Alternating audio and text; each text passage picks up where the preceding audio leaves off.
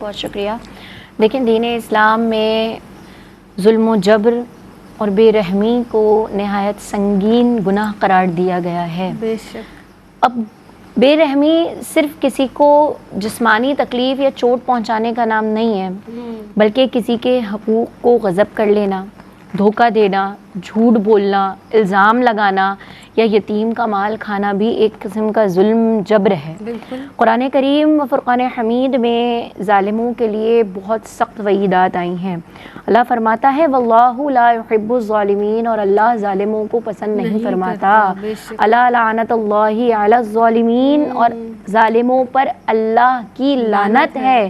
انہ لا یفلح الظالمون، کہ بے شک جو ظالم ہے وہ کبھی بھی کامیاب نہیں ہو سکتے۔ اور پھر فرمایا گیا ان الظالمین لہم عذاب علیم، اور ظالموں کے لیے دردناک عذاب ہے۔ اور پھر ایک جگہ فرمایا گیا ما للظالمین من حمیم ولا شفیع یطاع، کہ ظالم یہ نہ سمجھیں کہ ان کا کوئی دوست اور مددگار ہوگا، بلکہ ظالموں کا نہ کوئی دوست ہوگا نہ ہی کوئی مددگار ہوگا۔ جب احادیث مبارکہ کی روشنی میں ہم دیکھتے ہیں کہ ظالموں کے لیے کیا کیا وعید آئی ہے، تو خود آقا کریم علیہ الصلوۃ والسلام نے یہ فرمایا کہ جو ظالم ہے نا، یعنی کہ ظلم ہے، وہ قیامت کے دن اندھیروں کا سبب ہوگا۔ یعنی کہ یہ وعید کہہ لیں، جو انجام ہے آخرت میں، وہ انجام کہہ لیں کہ جو ظلم کرنے والے ہوں گے نا، ان کے لیے قیامت کے دن اندھیرے کا سبب بنے گا۔ یہ ظلم، یہ جبر، یہ دنیا میں جو بے رحمی کر رہے ہیں، ظلم کر رہے ہیں، جبر کر رہے ہیں، یہ تمام کی تمام چیزیں قیامت کے دن ان کے لیے اندھیروں کا سبب بنا دی جائیں گی۔ پھر آقا کریم علیہ الصلوۃ والسلام کیا فرما رہے ہیں؟ فرماتے ہیں کہ مظلوم کی بد دعا سے بچو۔ کیوں بچو؟ کیونکہ آقا کریم علیہ الصلوۃ والسلام نے فرمایا کہ جو مظلوم ہے نا، اس کی دعا یا بد دعا جو وہ کرتا ہے تو اس کے درمیان اللہ اور اس کے درمیان کوئی پردہ نہیں ہوتا، وہ سیدھی عرش کو ہلا دیتی ہے، وہ رب تبارک و تعالیٰ تک پہنچ جایا کرتی ہے۔ پھر اس کے بعد فرمایا گیا لا یرحم الناس من لا یرحم اللہ، جو لوگوں پر رحم نہیں کرتا تو اللہ بھی اس پر رحم نہیں کرتا۔